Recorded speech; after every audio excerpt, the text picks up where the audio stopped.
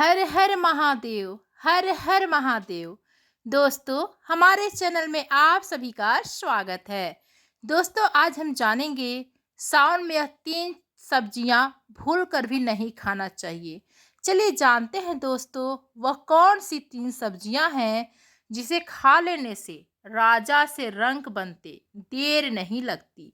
चलिए जानते हैं। प्रिय भक्तों, सावन में यह 3 सब्जी भूल कर भी नहीं खानी चाहिए, नहीं तो पूरी जिंदगी बर्बाद हो सकती है। अगर आप सावन में पूरी श्रद्धा से व्रत रखते हैं, शिवलिंग पर जल चढ़ाते हैं, बेलपत्र अर्पित करते हैं, मंदिर की परिक्रमा लगाते हैं और फिर घर आकर एक ऐसी सब्जी बना लेते हैं जो शास्त्रों में सावन के लिए पूरी तरह से वर्जित मानी गई है, और तब आपकी सारी पूजा, आपका सारा व्रत, आपकी सारी तपस्या खंडित हो जाती है। जी हाँ दोस्तों, आपका सारा तपस्या खंडित हो जाता है। भगवान भोलेनाथ प्रसन्न होने की बजाय रुष्ट हो जाते हैं।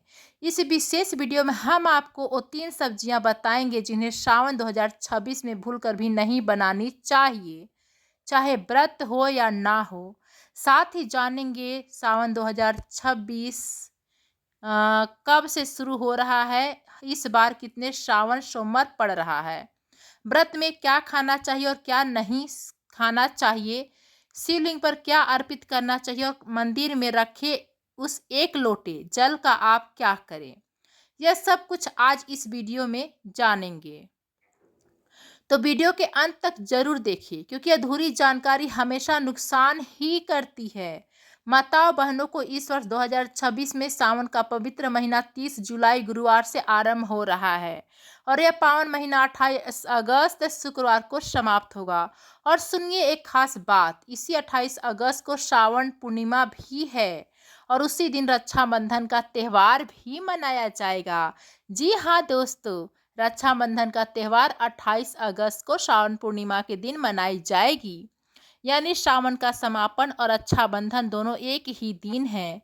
यह अपने आप में एक अत्यंत शुभ संयोग है। भक्तों, कई लोग भ्रम में रहते हैं। कोई कहता है 4 सोमवार, कोई कहता है 6 सोमवार। आज हम यह भ्रम पूरी तरह से दूर कर देते हैं। सावन 2026 में कुल 4 सोमवार व्रत पड़ रहे हैं और दिलचस्प बात यह है कि चारों के चारों सोमवार अगस्त महीने में ही हो जाएंगी। पहला सावन सोमवार व्रत 3 अगस्त को है, दूसरा सावन सोमवार 10 अगस्त को, तीसरा सावन सोमवार 17 अगस्त को और चौथा अंतिम सावन सोमवार 24 अगस्त को रखा जाएगा। ध्यान से समझिए, सावन 30 जुलाई से शुरू होता है, लेकिन पहला सोमवार 3 अगस्त को पड़ रहा है। इसे 4 सावन सोमवार यही सही जानकारी है। इसे नोट कर लीजिए और अपने परिजन को भी बताइए। शिव भक्तों, सावन का यह महीना कोई साधारण महीना नहीं होता। यह महीना साक्षात भगवान भोलेनाथ की कृपा का महीना है। शास्त्रों में लिखा है कि सावन में जो भक्त सच्चे मन से भोलेनाथ की शरण में आते हैं, उन्हें महादेव अपनी छत्र छाया में ले लेते हैं। उनके दुख, उनके रोग, उनकी निर्धनता सब धीरे धीरे दूर होने लगते हैं। ज्ञानी संत कहते हैं कि सावन में प्रकृति स्वयं नृत्य करती है। धरती माँ का अभिषेक होता है, आकाश से बरसते जल से हरियाली उगती है, नई फसल आती है, किसान के चेहरे पर संतोष छाता है। सावन गरजते हैं तो वह केवल वर्षा नहीं होती, वह भोलेनाथ के आगमन का उद्घोष होता है। मान्यता के अनुसार सावन में आकाश से जो जल बरसता है वह अत्यंत पवित्र और पुण्यदायी माना गया है। बड़े बुजुर्ग कहते हैं कि सावन की बारिश में स्नान करने से शरीर की थकान, मन की उदासी और जीवन की नकारात्मकता सब धुल जाती है। भक्तों, भारत ही नहीं विदेशों में भी जहाँ जहाँ हिंदू समाज हैं, वहाँ सावन का यह महीना बड़े उत्साह और श्रद्धा के साथ मनाया जाता है। यही इस महीने का महिमा है। माताओं बहनों, एक जरूरी बात, जो लोग घर में लड्डू गोपाल की सेवा करते हैं, जिनके घर में भगवान श्री कृष्ण विराजमान हैं, उनके लिए एक विशेष बात बताना चाहती हूँ। मान्यता के अनुसार सावन की पहली बारिश में लड्डू गोपाल को स्नान कराना बहुत शुभ माना जाता है। आप उन्हें चांदी, पीतल या मिट्टी की थाली में बिठाकर सावन की पहली बूंद उनके मस्तक पर अर्पित करें। ऐसा करने से घर में सुख, समृद्धि और आनंद की वर्षा होती है। यही पुरानी परंपरा है और यही श्रद्धा का भाव। भक्तों, अब आते हैं उस मुख्य बात पर जिसके लिए आप इस वीडियो पर आए हैं। वो 3 सब्जियां जो सावन 2026 में भूलकर भी नहीं बनानी चाहिए। ध्यान से समझिए, यह केवल व्रत रखने वालों के लिए नहीं, यह हर उस व्यक्ति के लिए है जो सावन के महीने में भोलेनाथ की कृपा पाना चाहता है। क्योंकि भक्तों, पूजा पाठ और व्रत उपवास के साथ साथ आहार का भी उतना ही महत्व है। अगर मन और वाणी पवित्र है पर थाली में अशुद्ध भोजन है तो शिव कृपा आने में बाधा आती है। पहली वर्जित सब्जी बैगन। माता बहनों, सावन के महीने में बैगन को घर में रखना तक अशुभ माना जाता है। बनाने की तो बात ही अलग है। परंपरागत मान्यता यह है कि सावन में पूरी तरह वर्जित सब्जी है बैगन। शास्त्रों में द्वादशी और चतुर्दशी के दिन भी बैगन ना खाने की परंपरा है और सावन का पूरा महीना तो इस दृष्टि से और भी अधिक सावधानी का समय है। विद्वान कहते हैं कि बैगन में सावन के मौसम में जीव जंतु का वास बढ़ जाता है। बरसात के कारण कीट, सूक्ष्म जीव और अन्य अशुद्धियां इस सब्जी में आ जाती हैं। इसे खाने से न केवल शारीरिक नुकसान हो सकता है बल्कि आध्यात्मिक दृष्टि से भी यह पाप का भागीदार बनाती हैं। भक्तों, यदि आपके घर में अभी बैगन रखा है, चाहे कच्चा हो या साबुत, तो उसे तुरंत घर से बाहर कर दीजिए। यह कोई अंधविश्वास नहीं, यह पुरानी परंपरा और शास्त्रीय मान्यता है। बैगन को सावन में घर में रखने से, पकाने से और खाने से भगवान शिव प्रसन्न नहीं होते और घर में निर्धनता का प्रवेश माना जाता है। दोस्तों, दूसरी वर्जित सब्जी पत्तेदार शाक सब्जियां, विशेषकर पालक और मेथी। शिव भक्तों, सावन में पत्तेदार सब्जियां खाना भी वर्जित माना गया है। पालक, मेथी, लाल भांजी, बथुआ, पत्ता गोभी, यह सभी इस श्रेणी में आते हैं। इसके पीछे एक बहुत स्पष्ट कारण है। दोस्तों, ध्यान से समझिए। बरसात के मौसम में पत्तेदार सब्जियों में नमी के कारण बहुत सूक्ष्म जीव, कीड़े और अशुद्धियां आ जाती हैं। इन्हें कितना भी धोएं, अंदर की अशुद्धि पूरी तरह नहीं निकलती। इसलिए शास्त्र और परंपरा में श्रावण में इन्हें परहेज करने को कहा गया है। ज्ञानी जन कहते हैं कि जो व्यक्ति श्रावण में पत्तेदार शाक खाता है उसे पाप लगता है, क्योंकि उसमें अनजाने ही सूक्ष्म जीवों की हत्या होती है। और यह तो आप जानते हैं कि भोलेनाथ सभी जीवों के प्रति करुणा रखते हैं। वे पशुपति नाथ हैं, समस्त प्राणियों के स्वामी हैं। उनकी भक्ति करते हुए किसी भी प्राणी की हत्या का भागीदार नहीं बनना चाहिए। इसलिए माताओं बहनों, सावन 2026 में पालक की सब्जी, मेथी की सब्जी, पत्ता गोभी, इनसे दूरी बनाए रखें। यह आपके लिए, आपके परिवार के लिए और आपकी भक्ति के लिए सबसे उचित होगा। तीसरी वर्जित सब्जी लहसुन और प्याज से बनी सब्जी। भक्तों, यह तो आप जानते हैं ही कि व्रत में लहसुन प्याज पूरी तरह वर्जित है। लेकिन क्या आप यह जानते हैं कि सावन में पूरे महीने में व्रत हो या ना हो, लहसुन प्याज से बने भोजन से बचना चाहिए। चलिए जानते हैं आखिर क्यों बचना चाहिए। दोस्तों, शिव महापुराण की कथा कहती है कि भगवान शिव तामसिक भोजन से दूर रहते हैं। लहसुन और प्याज तामसिक प्रकृति के माने जाते हैं। सावन में जब घर में शिव की उपस्थिति विशेष मानी जाती है, उस समय घर में तामसिक भोजन बनाना उचित नहीं माना जाता। ध्यान से समझिए, व्रत रखने वाले व्यक्ति के घर में उसी दिन यदि कोई अन्य सदस्य लहसुन प्याज खाता है तो इससे व्रत रखने वाले की भावना और पवित्रता पर असर पड़ता है। इसलिए जिस दिन घर में कोई श्रावण सोमवार का व्रत रखे, उस दिन पूरे परिवार को लहसुन प्याज से दूर रहना चाहिए। सावन में डिब्बा बंद खाना, पैकेट वाला नमकीन, बाहर का जूस, इन सब से बचिए, क्योंकि अधिकतर डिब्बा बंद उत्पादों में लहसुन प्याज का अर्क मिला होता है। अगर आप कोई पैकेट खरीदते हैं तो इसके इंग्रेडिएंट्स जरूर पढ़ें, नहीं तो अनजाने में आपका व्रत खंडित हो सकता है। भक्तों, अब बात करते हैं श्रावण सोमवार के व्रत में क्या खाएं और क्या नहीं खाएं। माताओं बहनों, श्रावण सोमवार का व्रत निर्जला नहीं होता, यानी इसमें फलाहार और सात्विक भोजन किया जा सकता है, लेकिन इसके साथ कुछ महत्वपूर्ण नियम है जिन्हें जानना जरूरी है। व्रत में सेंधा नमक का उपयोग किया जा सकता है। साधारण नमक यानी आयोडीन नमक मत व्रत में वर्जित है।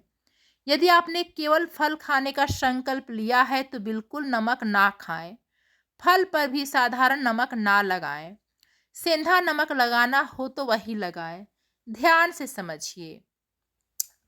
बाहर से गन्ने का जूस व्रत में ना पिएं। बाहर के बर्तन में साधारण नमक का अंश रह जाता है, चाहे कितना भी साफ कर लें।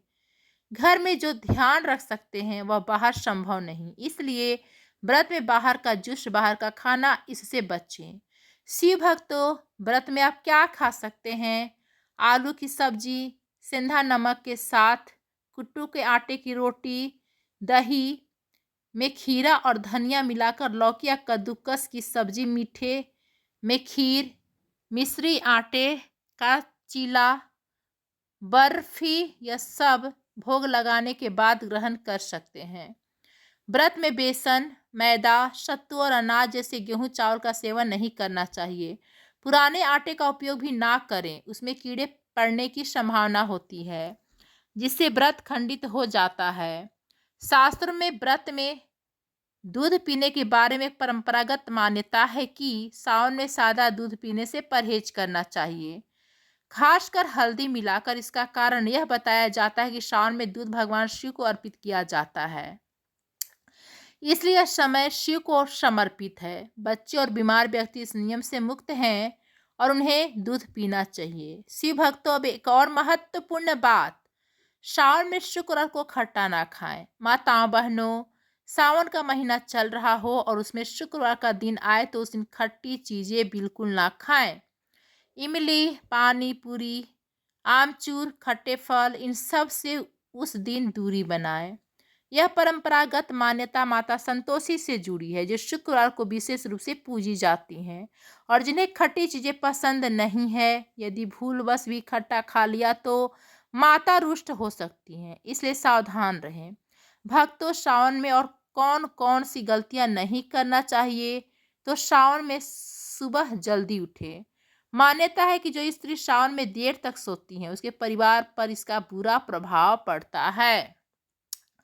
पति के उठने से पहले घर की स्त्री को उठ जाना चाहिए, स्नान करके भोलेनाथ की पूजा करनी चाहिए। यह केवल नियम नहीं, यह एक सुंदर संस्कार है। सावन में किसी गरीब का अपमान ना करें। भक्तों, भोलेनाथ सावन में अपने भक्तों की परीक्षा लेने आते हैं। वे किसी भिखारी के रूप में, किसी दीनहीन व्यक्ति के रूप में आपके द्वार पर आ सकते हैं। उन्हें खाली हाथ मत लौटाइए, उनका अपमान मत कीजिए। सावन में काले वस्त्र पहनकर शिव मंदिर में ना जाएं। यह परंपरागत मान्यता है कि मंदिर में काले वस्त्र अशुभ माने जाते हैं। घर में पहनना हो तो पहन सकते हैं, लेकिन मंदिर में और व्रत के दिन काले कपड़े से बचिए। ध्यान से समझिए। सावन में पति पत्नी को शारीरिक संबंध से दूरी बनानी चाहिए। यह परंपरागत नियम है। जो व्यक्ति व्रत रखता है वह शिव की शरण में होता है और उस दौरान इंद्रिय संयम बनाए रखना आवश्यक माना गया है। सावन में घर को साफ रखें। गंदी जगह होती है, वहां से सकारात्मक ऊर्जा चली जाती है। सावन में प्रकृति स्वयं पवित्र होता है। आपका घर भी पवित्र होना चाहिए। सावन में घर के मंदिर में माचिस की खाली डिब्बी ना रखें। मंदिर पवित्र स्थान है, वहां केवल पूजा सामग्री होनी चाहिए, अन्य वस्तुएं नहीं। सावन में घर में गाली गलौज, चुगली, अपशब्द, इनसे बिल्कुल बचें। माताओं बहनों, भगवान शिव को यह बिल्कुल पसंद नहीं है। परंपरागत मान्यता है कि सावन में जो व्यक्ति अपने घर में कलह करता है, गाली देता है, पत्नी को या पति को अपशब्द कहता है, उस पर शिव का कोप उतरता है। सावन में बाल, नाखून, दाढ़ी कटवाने से बचना चाहिए। यदि बहुत आवश्यक हो तो भोलेनाथ से क्षमा मांगकर कर सकते हैं। सावन में शरीर पर तेल लगाने से बचें। विशेषकर व्रत के दिन सावन में माता पिता का विशेष सम्मान करें। शास्त्रों में लिखा है कि माँ में पार्वती का और पिता में शिव का वास होता है। माता पिता की सेवा करना सावन में सबसे बड़ी पूजा है। भक्तों, श्रावण में देवी देवता से संबंधित कोई भी शुभ वस्तु जैसे पूजा की माला, मूर्ति, प्रसाद किसी को उपहार में ना दें। परंपरागत मान्यता है कि इससे घर से दैवीय शक्ति चली जाती हैं। शिव भक्तों, शिव पूजन में कुछ ऐसी वस्तुएं हैं जो देखने में साधारण लगती हैं, लेकिन शिवलिंग पर अर्पित करना वर्जित माना गया है। शिव महापुराण की कथा कहती है, तुलसी शिवलिंग पर नहीं चढ़ानी चाहिए। तुलसी भगवान विष्णु को समर्पित है, इसलिए उसे शिवलिंग पर अर्पित करने की परंपरा नहीं है। हल्दी शिवलिंग पर नहीं चढ़ानी चाहिए, सिंदूर भी नहीं। केतकी का फूल ये कभी शिवलिंग पर अर्पित नहीं होता। शास्त्रों के अनुसार एक पुरानी कथा में केतकी के फूल ने ब्रह्मा जी के झूठ में साथ दिया था, जिससे भोलेनाथ ने उसे श्राप दिया कि पूजा में वह कभी स्वीकार नहीं किया जाएगा। नारियल का पानी शिवलिंग पर नहीं चढ़ाना चाहिए। शंख से जल भी भगवान शिव को अर्पित नहीं करना चाहिए, यह भी शास्त्रीय मान्यता है। भक्तों, टूटे हुए चावल यानी खंडित अक्षत नहीं, अखंड अक्षत ही शिवलिंग पर अर्पित करने चाहिए। माताओं बहनों, बेलपत्र जब शिवलिंग पर अर्पित करें तो ध्यान रखें कि वे कटे फटे ना हो। 3 पत्तों वाला पूरा साबुत बेलपत्र ही शुभ माना जाता है।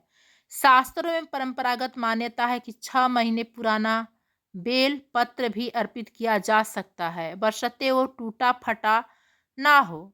सच्चे मन से एक बेलपत्र भी शिवलिंग पर अर्पित करने से भोलेनाथ प्रसन्न होते हैं और मनोकामनाएं पूरी होती हैं, यह भक्तों का विश्वास है। शास्त्रों में लिखा है, सुबह 5 बजे से 11 बजे के बीच शिवलिंग पर जल अर्पित करना सबसे शुभ माना जाता है। जब शिवलिंग पर जल चढ़ाएं तो ध्यान रखें कि वह जल आपके पैरों के पास ना आए। शिव भगवान का जल, जिसे जलधारी कहते हैं, उसे लांघना भी वर्जित है। दूध से अभिषेक करना हो तो शुद्ध दूध ही अर्पित करें। पानी मिलाकर पतला किया हुआ दूध शिव को अर्पित नहीं करना चाहिए। परंपरागत मान्यता है कि जैसा आप अर्पित करते हैं वैसा ही फल मिलता है। दूध अर्पित करने के लिए पीतल के कलश का उपयोग सबसे उत्तम माना गया है।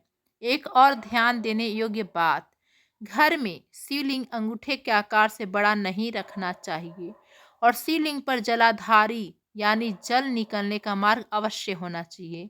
शिव भक्तों, शिवलिंग पर चढ़ा हुआ प्रसाद, विशेषकर धतूरा और बेल फल, इनका सेवन बहुत शुभ माना जाता है। ध्यान से समझिए, धतूरे को जीभ पर हल्का सा स्पर्श करना है, खाना नहीं है, मात्र जीभ पर स्पर्श करना है। दोस्तों, अधिक सेवन हानिकारक हो सकता है। केवल भगवान के प्रसाद के रूप में एक छोटा सा अंश जीभ पर रखना है। परंपरागत भक्ति में यह माना जाता है कि इससे मन में सकारात्मकता आती है और जीवन में शुभ परिवर्तन होते हैं। बेल फल यानी श्रीफल का सेवन करने से माँ पार्वती और भगवान शिव दोनों की कृपा प्राप्त होती है। यह पुरानी भक्ति परंपरा कहती है, सावन में बेल फल प्रसाद के रूप में ग्रहण करना शुभ माना जाता है। मंदिर में रखे एक लोटे जल का क्या करें, यह सवाल बहुत सरल है। जी हाँ दोस्तों, मंदिर में रखे एक लोटे जल का क्या करें, चलिए जानते हैं। इसका उत्तर बहुत महत्वपूर्ण है और इस बारे में बहुत सी गलतफहमियां हैं जो आज हम दूर करेंगे। भक्तों, घर के मंदिर में एक लोटा जल रखना यह केवल परंपरा नहीं, इसके पीछे एक गहरा आध्यात्मिक कारण है। जल में ऊर्जा को ग्रहण करने की अद्भुत क्षमता होती है। जब हम पूजा करते हैं, मंत्र जपते हैं, भगवान से प्रार्थना करते हैं, तब उस वातावरण की समस्त शक्ति उस जल में समाहित हो जाती है। इसलिए पूजा से पहले मंदिर में एक लोटा जल रखने की परंपरा है। साथ में एक दीपक भी जलाया जाता है। जल और अग्नि का यह संगम बहुत शुभ होता है। अब यह जल पूरी रात देवताओं के सानिध्य में रहता है। सुबह जब आप पूजा करने जाएं तो इस जल को उठाएं और इसका सदुपयोग करें। ध्यान से समझिए, इस जल का पहला उपयोग है घर में छिड़काव। पूरे घर में हर कमरे में इस जल का छिड़काव करें। इससे घर का वातावरण शुद्ध होता है, नकारात्मक ऊर्जा दूर होती है। किसी की नज़र लगी हो, तंत्र मंत्र का प्रभाव हो तो परंपरागत मान्यता के अनुसार इस जल के छिड़काव से राहत मिलती है। दूसरा उपयोग, यदि घर में कोई बीमार हो तो इस जल को उन्हें पीने के लिए दे दें। और यदि कोई दवाई खानी हो तो उसे इसी जल के साथ लेने की भी परंपरा है। भक्तों, यह केवल भक्ति का विश्वास है। दवाई डॉक्टर के परामर्श से ही लें। यह ध्यान रखें।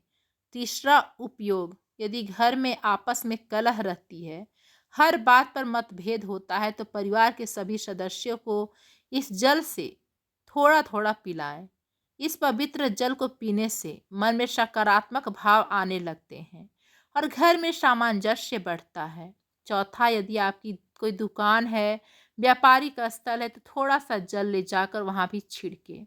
परंपरागत मान्यता है कि इससे व्यापार में बरकत आती है। पांचवा उपयोग, सुबह उठकर इस जल से अपनी आंखें धोएं। बड़े बुजुर्ग कहते हैं इससे आंखों की रोशनी बनी रहती है। और अंत में बचा हुआ जल घर के पौधों में डाल सकते हैं। लोटे का जल रखते समय यदि ढक कर रखे तो और अच्छा रहेगा। पूजा के समय ढक्कन हटाएं। मंत्र जब तक खुला रहे फिर ढक दें। इससे जल शुद्ध रहता है। इस जल को खाना बनाने में तभी उपयोग करें जब घर में पूरी तरह सात्विक भोजन बनता है, यानी लहसुन प्याज ना बनता हो, अन्यथा इसे पीने में और छिड़काव में ही प्रयोग करें।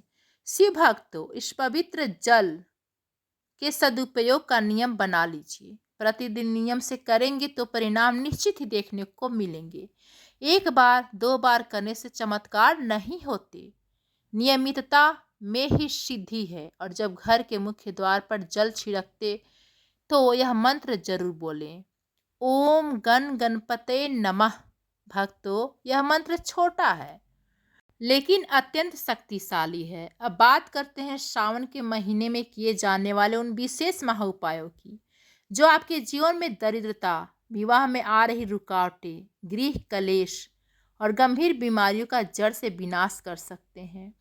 शिव भक्तों, यदि आपके घर में वर्षों से धन की कमी बनी हुई है, सिर पर कर्ज का बोझ बढ़ता ही जा रहा है और कमाई के सारे साधन बंद हो चुके हैं, तो श्रावण मास के किसी भी सोमवार को या श्रावण की शिवरात्रि के दिन एक विशेष उपाय अवश्य करें। सावन सोमवार के दिन प्रातःकाल स्नान करके स्वच्छ सफेद वस्त्र धारण करें। फिर एक लोटे में शुद्ध जल भरें और उसमें थोड़ा सा कच्चा दूध, थोड़े से काले तिल और एक चुटकी अक्षत बिना टूटे हुए चावल मिला लें। प्रिय भक्तों, याद रखें कि लोटा आपको तांबे का नहीं देखना है। तांबे के लोटे में दूध शिवलिंग पर नहीं चढ़ाया जाता है। इसके साथ ही 108 बेल पत्र लें और प्रत्येक बेल पर सफेद चंदन से नमः शिवाय लिखें। इसके बाद शिव मंदिर जाएं और शिवलिंग पर जल की पतली धारा चढ़ाते हुए निरंतर दे नमः शिवाय या दे महादेवाय नमः का जप करते रहें। जल अर्पित करने के पश्चात एक एक करके वे 108 बेलपत्र शिवलिंग पर इस प्रकार अर्पित करें कि बेलपत्र का चिकना भाग शिवलिंग को स्पर्श करे। शास्त्रों में लिखा है कि सावन में जो भक्त पूरे मनोयोग से 108 बेलपत्र महादेव को अर्पित करता है, उसकी 7 पीढ़ियों के दरिद्रता समाप्त हो जाती है और उसके घर में साक्षात माता लक्ष्मी का स्थायी निवास हो जाता है।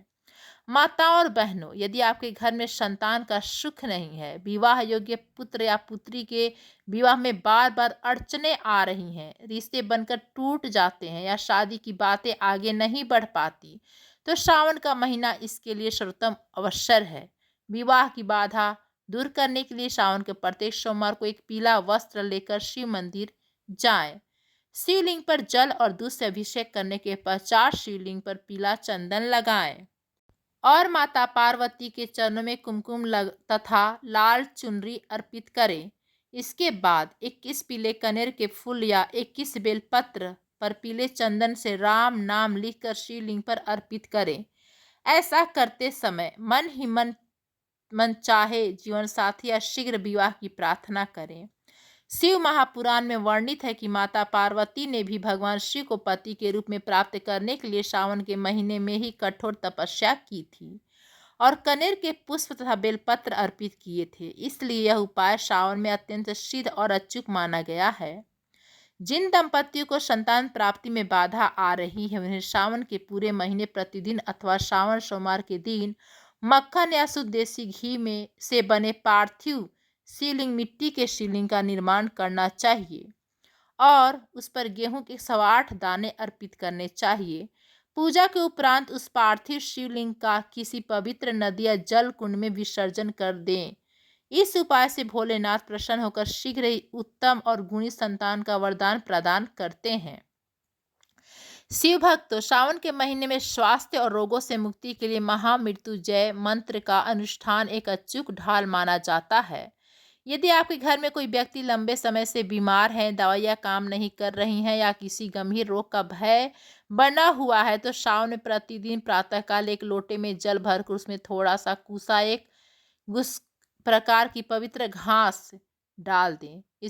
इसके बाद भगवान शिव के चित्र या शिवलिंग के सामने बैठकर महामृत्युंजय मंत्र की कम से कम 108 बार यानी एक माला जप करें।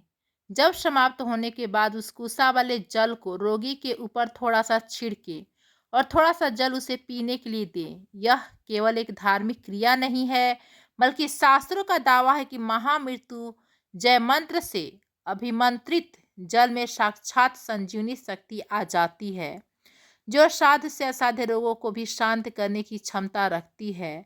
भक्तों, बात करते हैं सावन के महीने में घर की रसोई और खान पान से जुड़े कुछ और अति महत्वपूर्ण नियमों की, जिन्हें बहुत से लोग अनदेखा कर देते हैं। सावन के पूरे महीने में घर में सात्विक का माहौल रहना चाहिए। केवल लहसुन, प्याज और बैगन ही वर्जित नहीं है, बल्कि सावन के महीने में आपको मसूर की दाल, उड़द की दाल, चना, राई, हींग और लाल मिर्च का अत्यधिक सेवन करने से बचना चाहिए। शास्त्रों के अनुसार मसूर की दाल को रक्त वर्ण माना गया है और इसे पूजा पाठ तथा सात्विक दिनों में वर्जित माना गया है। इसी प्रकार सावन में कांजी, बासी, अचार, सिरका और अत्यधिक खट्टे या डिब्बाबंद पदार्थों का सेवन करने से शरीर में पित्त और वात का संतुलन बिगड़ जाता है। आयुर्वेद और धार्मिक ग्रंथों दोनों का ही मानना है कि सावन यानी वर्षा ऋतु में हमारी पाचन अग्नि, जठराग्नि बहुत मंद हो जाती है। इसलिए इस मौसम में हल्का सुपाच्य, ताजा और सात्विक भोजन ही ग्रहण करना चाहिए, ताकि शरीर निरोगी रहे और मन भगवान की भक्ति में स्थिर हो सके। आपके घर का मुख्य द्वार वह स्थान है जहाँ से घर में सकारात्मक ऊर्जा और दैव शक्तियों का आगमन होता है। सावन के पूरे महीने में प्रतिदिन शाम के समय सूर्यास्त के बाद मुख्य द्वार के दाहिनी ओर तिल के तेल या घी का एक दीपक अवश्य जलाएं। ऐसा माना जाता है कि सावन के महीने में भगवान शिव और माता पार्वती संध्या काल में ब्रह्मांड का भ्रमण करते हैं। जिस घर का मुख्य द्वार स्वच्छ दीपकों से प्रकाशित और सात्विक से सुशोभित होता है, उस घर में महादेव और माता जगदम्बा स्वयं प्रवेश करती हैं और उस घर को धन, धान्य तथा आरोग्य से भर देती हैं। इसके विपरीत जिस घर के मुख्य द्वार पर गंदगी रहती है, अंधेरा रहता है या शाम के समय लोग सोते रहते हैं, उस घर से दैव शक्तियां विमुख होकर लौट जाती हैं। शिव भक्तों, सावन के महीने में दान का फल अनंत गुना हो जाता है। शास्त्रों में लिखा है कि सावन में दिया गया एक छोटे से तिनके का दान भी महादान के समान फल प्रदान करता है। लेकिन प्रश्न यह उठता है कि सावन में किन किन वस्तुओं का दान करना सबसे उत्तम माना गया है। सबसे पहला और बड़ा दान है जल और अन्न दान। ग्रीष्मकाल के बाद सावन में राहगीरों, पशु पक्षियों और भिक्षुओं के लिए पीने के जल की व्यवस्था करना, जल का प्याऊ लगवाना या पक्षियों के लिए परिंदे बांधना महान पुण्य का कार्य है। इसके अतिरिक्त सावन के सोमवार या पूर्णिमा के दिन किसी निर्धन ब्राह्मण या जरूरतमंद व्यक्ति को कच्चे चावल, दूध, चीनी, सफ़ेद वस्त्र, चांदी, तांबे के बर्तन और सफ़ेद मिठाइयों का दान करना चाहिए। यदि आप किसी निर्धन बच्चे को शिक्षा की सामग्री, धार्मिक पुस्तक या किसी बीमार व्यक्ति को औषधि का दान करते हैं, तो इससे भगवान शिव अत्यंत प्रसन्न होते हैं और आपके जीवन के बड़े से बड़े संकट को टाल देते हैं। भक्तों, सावन के महीने में पार्थिव शिव पूजन यानी मिट्टी के शिवलिंग बनाकर पूजा करने का भी एक अद्भुत और महान फल बताया गया है। हमारे प्राचीन ग्रंथों में लिखा है कि कलयुग में पार्थिव शिवलिंग की पूजा समस्त इच्छाओं को पूरा करने वाली और मोक्ष प्रदान करने वाली है। यदि आपके आसपास कोई शिव मंदिर या ना हो या आप मंदिर जाने से असमर्थ हो तो आप अपने घर पर ही सावन में मिट्टी से शिवलिंग बना सकते हैं। इसके लिए किसी पवित्र नदी, तालाब, कुएं की मिट्टी या किसी बेलपत्र के वृक्ष के नीचे की शुद्ध मिट्टी ले आएं। उस मिट्टी से थोड़ा सा गंगा जल मिला लें, गाय का दूध, माखन और भस्म मिलाकर उसे गूंथ लें। फिर श्रद्धापूर्वक अंगूठे के आकार का एक सुंदर शिवलिंग बनाएं। उस शिवलिंग को एक पीतल या तांबे की थाली में स्थापित करें। इसके बाद विधि से यानी जल, दूध, दही, घी, शहद, शक्कर, पंचामृत से उनका अभिषेक करें। फिर चंदन, अक्षत, बेलपत्र, धतूरा, भांग, आंकड़े के फूल और नैवेद्य अर्पित करके आरती करें।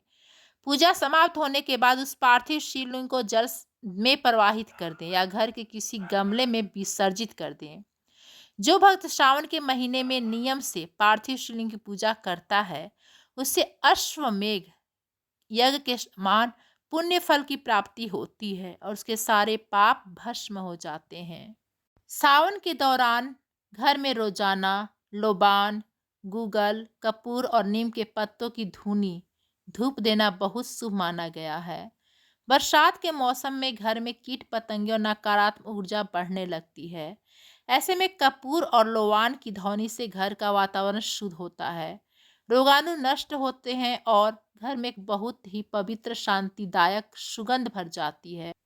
रुद्राष्टकम या शिव पंचाक्षर स्तोत्र, नागेंद्र हराय त्रिलोचनाय का पाठ अवश्य करें। यदि आप संस्कृत के कठिन मंत्रों का उच्चारण नहीं कर पाते तो कोई बात नहीं, आप को शांत भाव से बैठकर नमः शिवाय का मानसिक जप करें या शिव चालीसा का सरल हिंदी पाठ करें।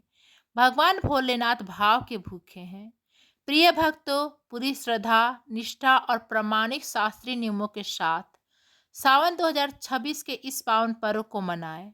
अपने घर को शिवमय बनाएं। हर सांस में ओम नमः शिवाय का स्मरण रखें और भगवान भोलेनाथ तथा माता पार्वती की असीम कृपा प्राप्त करें।